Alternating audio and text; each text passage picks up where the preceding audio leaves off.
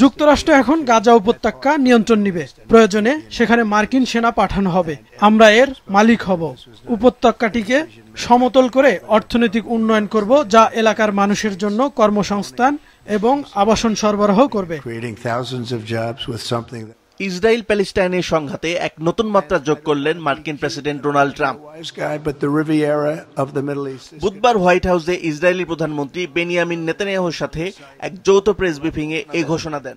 এই ঘোষণার পর আন্তর্জাতিক মহলে প্রবল প্রতিক্রিয়া সৃষ্টি হয়েছে এবং মধ্যপ্রাচ্যের রাজনৈতিক উত্তেজনা আরও বেড়ে গেছে। গাজায় মানবিক সংকট আরও গভীর হচ্ছে। এখানে প্রায় 20 লাখ প্যালেস্টাইনি বসবাস করেন। যুদ্ধের সময় অনেক মানুষ গৃহহারা হয়েছিল, তারা কয়েকদিন ধরে ফিরতে শুরু করেছে। ট্রাম্পের এই ঘোষণায় আতঙ্ক ছড়িয়ে পড়বে পুরো উপত্যকা জুড়ে। এই উপত্যকার মানুষ এখন কি করবে, কোথায় যাবে?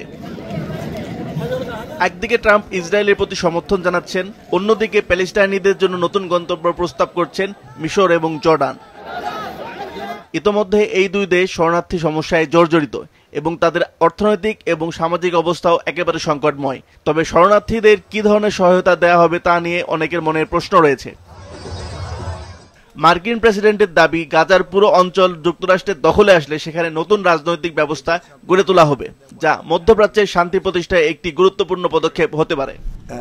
আচ্ছা, আমার মনে হয় জর্ডান এবং মিশরই হবে প্যালেস্টাইনিদের জন্য পরবর্তী গন্তব্য। মার্কিন প্রেসিডেন্টের এই ঘোষণার পর জাতিসংঘ, আরব লীগ এবং বিভিন্ন আন্তর্জাতিক মানবাধিকার সংগঠন তাদের উদ্বেগ প্রকাশ করেছে। জাতিসংঘের মানবাধিকার কমিশন এই পরিকল্পনাকে মানবাধিকারের লঙ্ঘন হিসাবে চিহ্নিত করেছে। এখন প্রশ্ন উঠেছে, ট্রাম্পের এই ঘোষণাটি আসলে শুধু একটি রাজনৈতিক কৌশল নাকি বাস্তবায়নযোগ্য কোনো পরিকল্পনা? তবে থেমে নেই ইসরায়েলি বর্বরতা। গাজায় যুদ্ধবিরতি চললেও থেমে নেই পশ্চিম তীরে ইসরায়েলি সেনাবাহিনীর অভিযান। এই অঞ্চলটি অত্যন্ত সংকটপূর্ণ অবস্থায় রয়েছে। আসিফ আল আমিন, মাছরাঙা নিউজ ডেস্ক।